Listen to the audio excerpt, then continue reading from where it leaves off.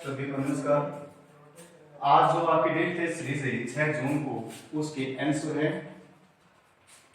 Question संख्या 1 था आपका x³ - 6x² + 11x - 6 के आपको दो अन्य स्नेक दे रखे 1 और 2 और कितने अन्य स्नेक है वो आपको ज्ञात करना है।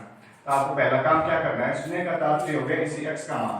x का मान क्या हो गया, एक हो गया और x का मान दूसरा 2 हो गया।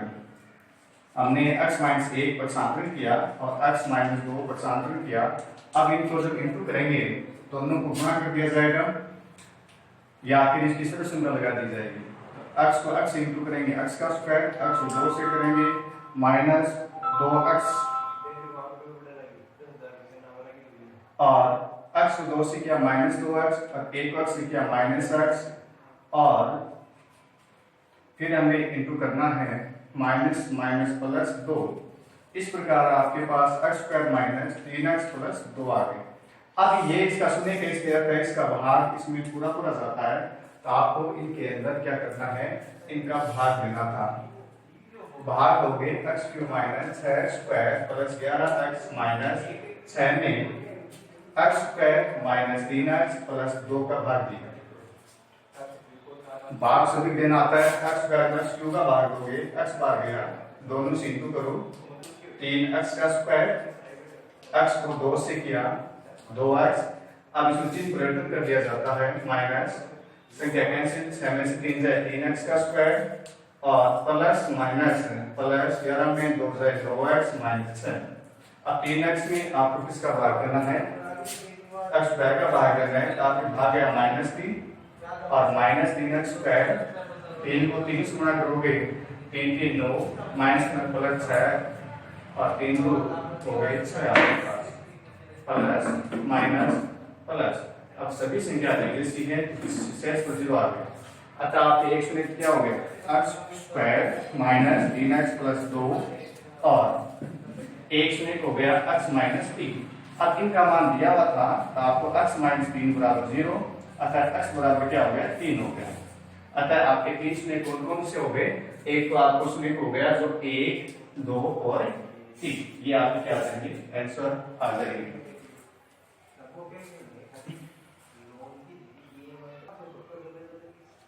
नेक्स्ट क्वेश्चन, अच्छा क्वेश्चन था नेक्स्ट क्वेश्चन आपका, सुब्बाराव ने 1995 में 5000 के मासिक वेतन पर कार्य आरंभ किया, यानी 1995 में 5000 के मासिक वेतन पर कार्य किया और प्रति वर्ष और 200 रुपये वृद्धि हो रही है। अतः समान रूप से वृद्धि हो रही है तो इसकी इतनी बन गई, तो पहले वर्ष 5000 हो गया, दूसरे 5200 हो गया, तीसरे 5400 हो गया।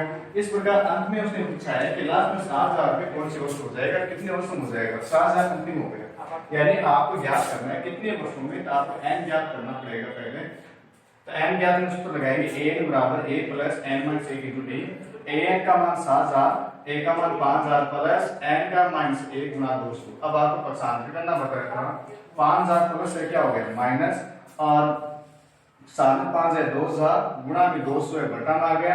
अतः इसको पूरा हल करेंगे तो n - 1 = 10 और अतः 11 वर्षों के अंदर आपके पास 7000 रुपये हो जाएंगे। और कौन से वर्ष हो जाएंगे, तो आपको पता है क्या है, 7000 रुपये 11वें वर्ष में हो जाएगा। कौन से वर्ष में, 11वें वर्ष में हो जाएगा। और कौन सा वर्ष आ जाएगा, तो वर्ष कौन सा होगा, आपको टोटल 1995 है, उसमें कितने वर्ष जोड़ दो, 11 वर्ष जोड़ोगे, आपके पास 2006 वर्ष के अंदर उसकी 7000 रुपये सैलरी हो जाएगी।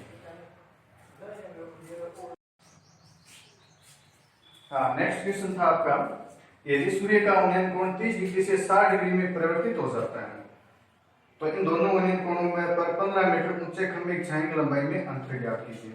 तो आपको बता रखा है कि पहले सूर्य उन्नयन 30 डिग्री था, बाद 60 डिग्री था, और जो खंभे की जो ऊंचाई आपको दे रखी है वो आपको 15 मीटर दे रही है, मान लो कि खंभा है।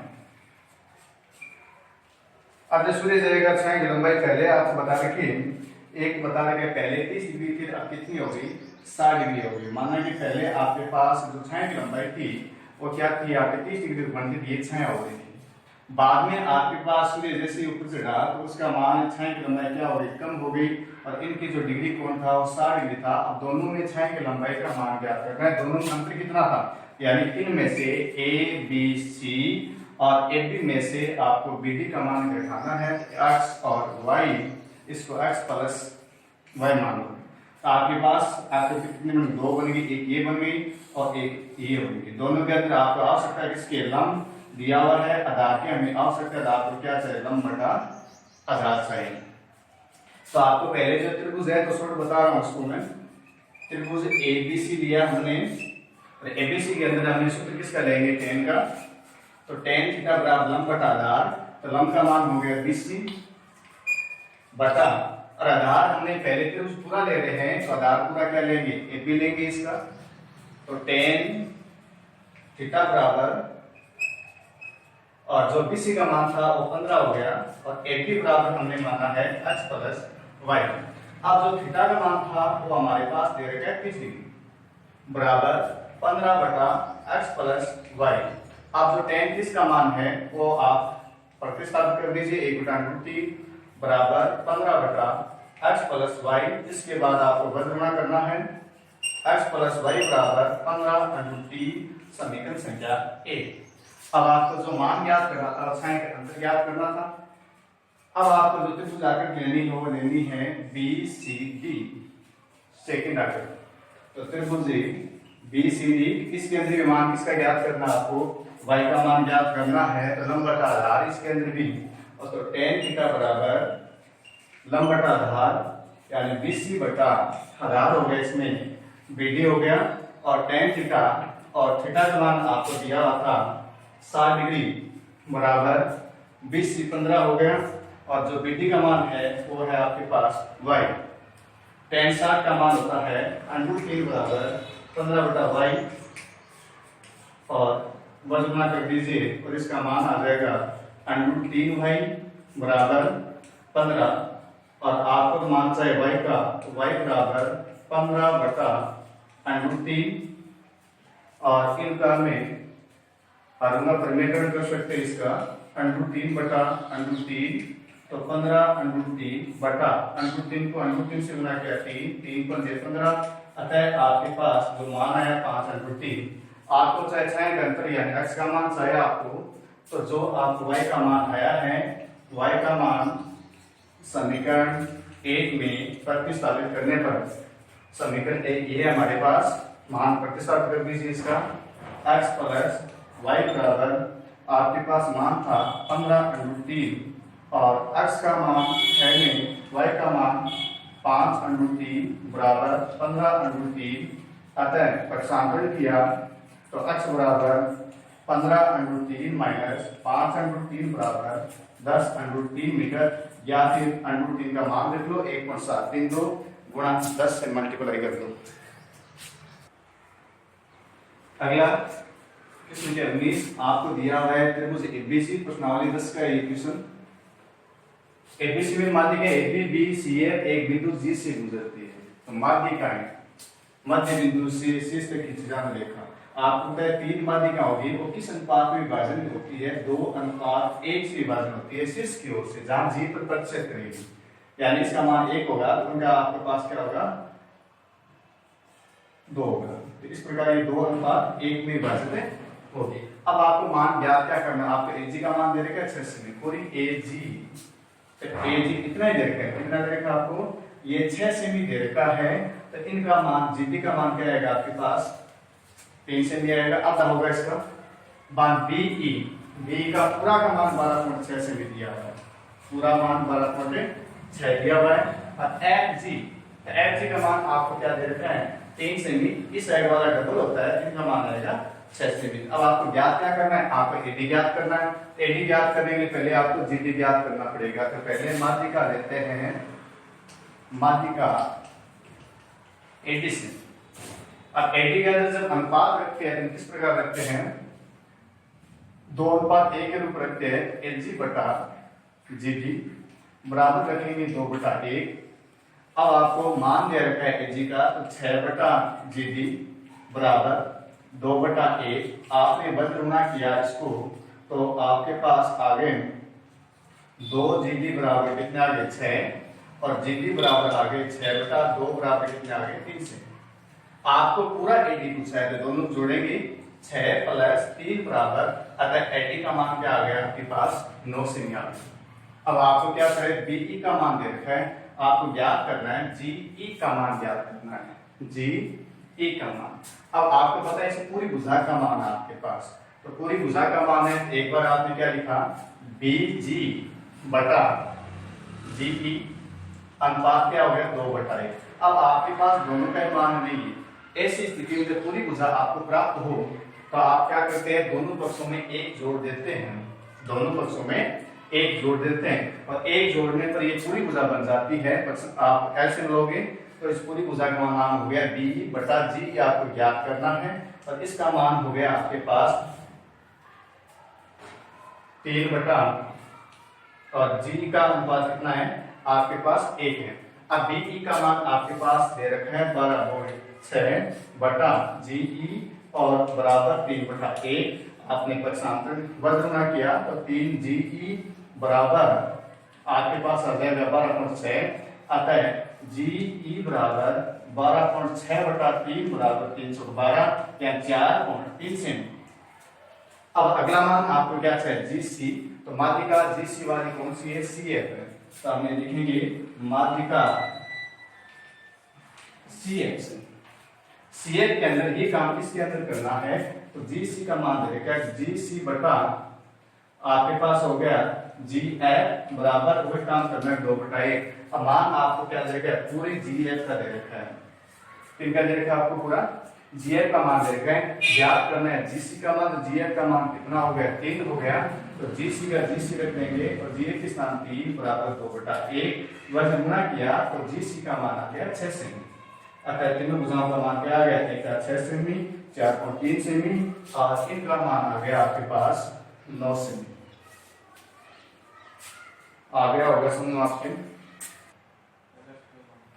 क्वेश्चन था 20 आपका, यदि 2 त्रिभुज में कोई संग 2 भुजाएं परस्पर समानुपाती होती है। 2 त्रिभुज, हमने 2 त्रिभुज दिया पहले, माना कि पहले हमने 2 त्रिभुज दिए ए बी सी और डी ई एफ, 2 त्रिभुज दिए हमने, दोनों त्रिभुज में संयुक्त भुजाएं समानुपाती हो, तो हमने 2 त्रिभुज लिया ए बी सी और डी एफ में संयुक्त भुजाएं, यानी माना कि ए बी इसके समानुपाती है, बी और एस सी इसके समानुपाती है, कहता है ए बी बटा डी डी और एस सी बटा डी एफ। बाद में क्वेश्चन था उनके मध्य का कोण बराबर हो, तो दोनों के बीच का कोण हो गया ए बराबर डी, कोण ए बराबर डी। अब आपको सिर्फ क्या करना था, दोनों त्रिभुज समरूप होते हैं, आपको सिर्फ करना है किसी 2 त्रिभुज के अंदर आपके पास ए बी बटा डी एस सी बटा समानुपाती है और बीच का कोण बराबर है, तो दोनों त्रिभुज समरूप होते हैं, तो आपको त्रिभुज एबीसी समरूप डी एफ आपको सिद्ध करना है।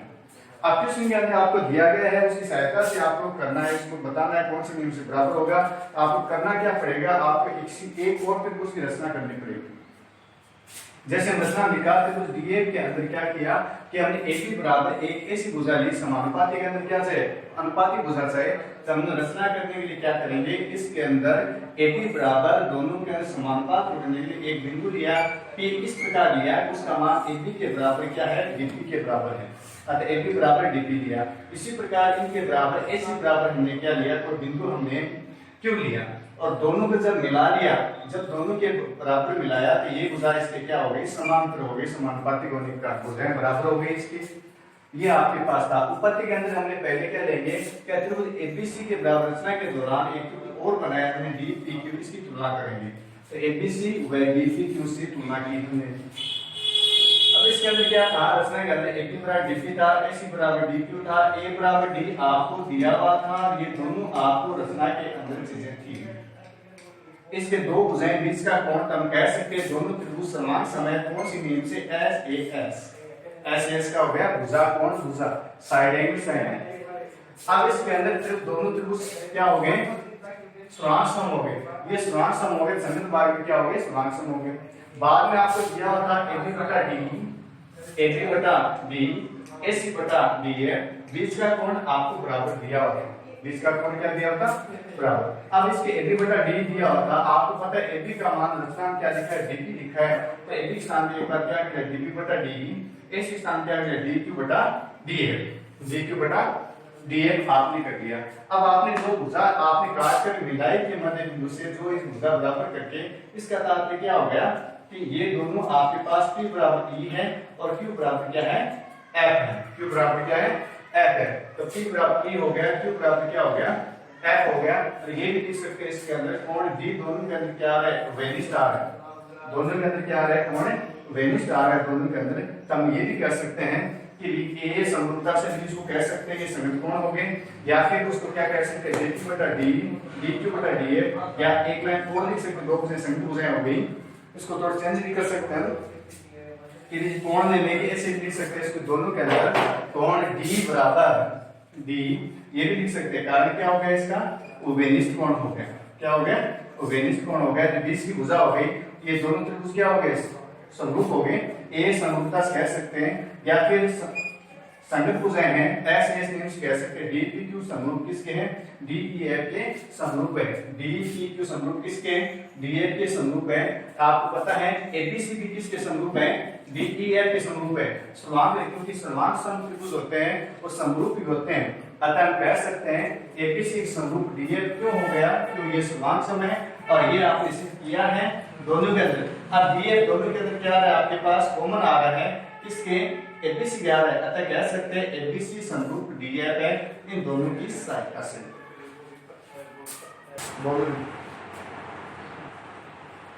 आपका सवाल था 21 नंबर सवाल दिया हुआ था जिसमें पेज से लिखी है दिया गया एक चतुर्भुज ABC दे रखा है, उसमें आपको दे रखा है AB AC AD तीनों भुजाएं बराबर है, एक ये दे रखा है।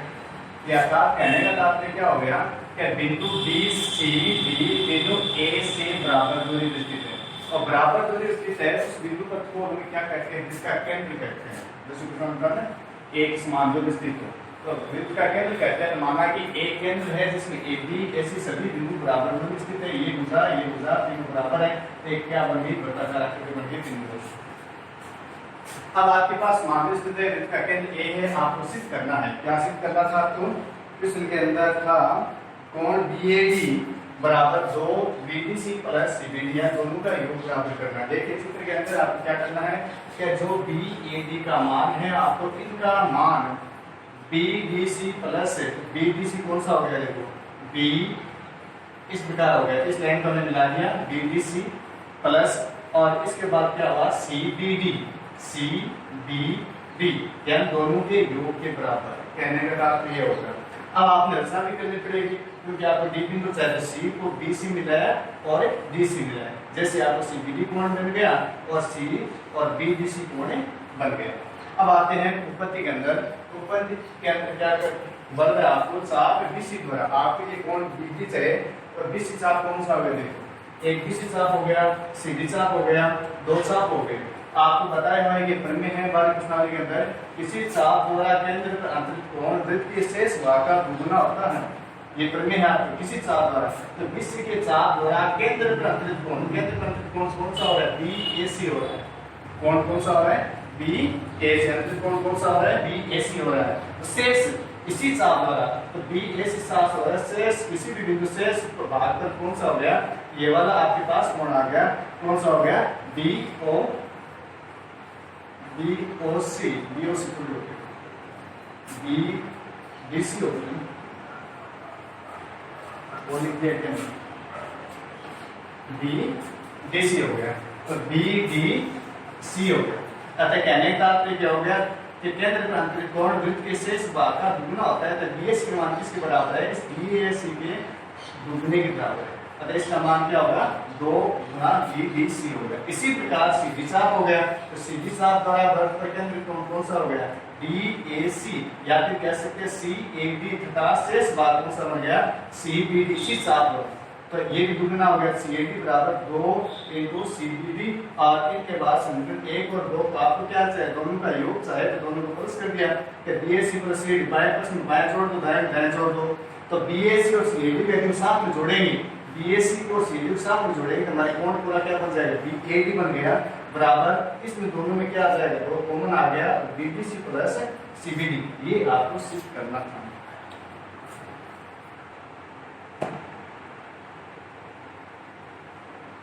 क्वेश्चन क्या 29 बता रहे पहले 29 में दो थे कि टेस्ट को लेकर फॉर्म हो रहा था, तो मैंने हटा दिया था उसके अंदर नहीं दिया भी था। तो इसका 29 में का जो पहले ऊपर वाला करता सवाल क्या है, सिर्फ कीजिए यदि कोई एक रेखा किसी त्रिभुज के आंतरिक कोण का समद्विभाजक करे, किसी एक त्रिभुज के आंतरिक कोण का समद्विभाजक करे, हमने त्रिभुज क्या लिया एबीसी लिया, त्रिभुज बना रखा हमने त्रिभुज एबीसी लिया, उसके आंतरिक कोण हमने ए को माना है, ए का समद्विभाजक क्या हो जाएगा एबी, ये दिखा है एबी रेखा समद्विभाजक यानी कोण ए बराबर आपके पास 2 हो गया। एक और त्रिभुज एबी इसमें एबी को रेखा है और कोण ए का आपको क्या करिए समद्विभाजन कर दीजिए।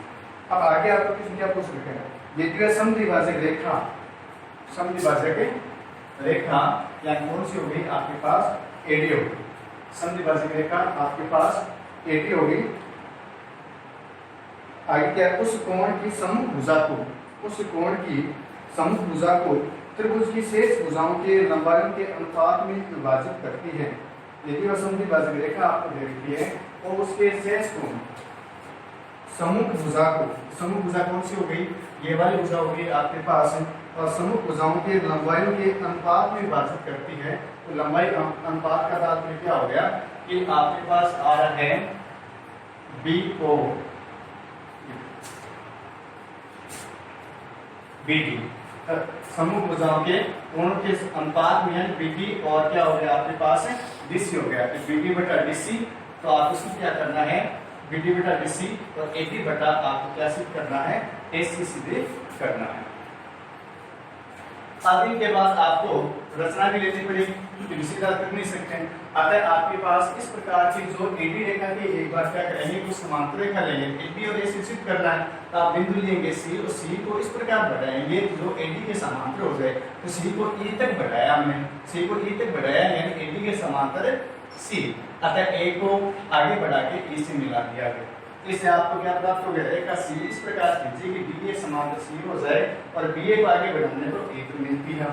ऐसा करने पर हमें क्या क्या प्राप्त हो गया, देखो ये कोण एक और दो समद्विभाजक बिंदु था, इसको 3 मान लिया, एक क्या मान लिया 4 मान लिया। ये दोनों रेखाएं समांतर है तो 2 और 3 दोनों के एकांतर कोण हो गए। एकांतर कोण क्यों हो गए कि एक तरह से जबकि आकृति बना रहे तो कोण 2 बराबर क्या बन गया आपके पास 3 हो गया, कह सकते हैं 2 बराबर 3। अब 1 बराबर 4 क्यों हो गया, तो ये एक समांतर रेखा थी, तो ये भी इस प्रकार बन रहा है, ये भी इस प्रकार बन रहा है। ऐसे कोणों एक साइड बनने वाले कोणों को संयुक्त कोण कहते हैं। कोण 1 बराबर 4 1 बराबर 2 आपको दे रखा है। अब आप कह सकते हैं 2 बराबर 3 आ रहा है, 1 बराबर 4 आ रहा है, 1 बराबर 2 आ रहा है, इसका तात्पर्य कोण 3 बराबर क्या है 4 है। कोण 3 बराबर क्या हो गया 4 हो गया। अब इनके बाद हम बात कर रहे हैं कि आपको कह रखा है कि त्रिभुज AC कहते हैं, AC और E, इसके अंदर आपको दे रखा है कोण 3 और 4 दोनों बराबर दे रखे और बराबर कोण है तो इसकी संयुक्त भुजाएं भी क्या होगी बराबर होगी। अतः कह सकते हैं A का मान और AC का मान क्या हो जाएगा बराबर हो जाएगा, कोण बराबर है। तो अब आपको क्या दे रखा है, तो BC में BA समान CA दे रखा है। तो आपको बताया हुआ है कि दोनों जब किसी त्रिभुज के अंदर कि त्रिभुज BC कौन सा त्रिभुज होगा BCE, ये त्रिभुज होगा BCE और त्रिभुज के किसी एक बिंदु से आपको क्या दे रखा है DA, तो DA समांतर क्या दे रखा है CL है। तो एक आपके त्रिभुज की एक प्रमेय है, किसी त्रिभुज के अंदर किसी एक भुजा तीसरी भुजा के समांतर हो तो अन्य भुजाओं में क्या होती है समानुपातिक होती है। ये जो CA की समांतर है अन्य भुजा कौन कौन सी हो गई, एक ये होगी BD बटा DC हो गई और कौन सी हो गई BA बटा AC, उनको समानुपातिक विभाजित करती है। तो BD बटा DC। अब आपको पता है आपको क्या चाहिए, इसके स्थान पर A के स्थान पर क्या चाहिए ऐसे चाहिए, आपने अभी पहले से कर रखा है A का मान किसके बराबर है AC के बराबर है, तो A के स्थान पर लिख देंगे ऐसे लिख देंगे। अतः आप यही बात करनी थी।